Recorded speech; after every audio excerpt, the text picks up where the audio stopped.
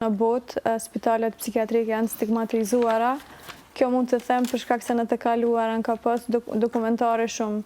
për spitalet psikiatrike edhe filma gjithashtu ku janë paraqitur si azile me kushte të tmerrshme. Kjo ka mbjellë tek popullata frikë, stigmë, se tek këta spitale trajtohen vetëm pacientë të cilët janë të agresiv, të cilët janë të rrezikshëm për shoqërinë, kështu e kjo në përditshmëri nuk është as pak e vërtetë, për shkak se te neve funksionojnë edhe stafi mjekësor edhe pacientët në një hapësirë shumë normale, me një ndriçim shumë normal, nuk janë ashtu të errta, nuk janë ashtu të frikshme.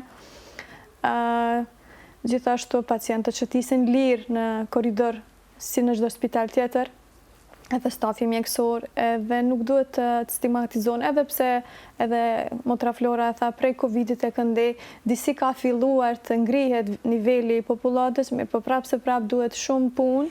edhe duhet t'i japim një zë,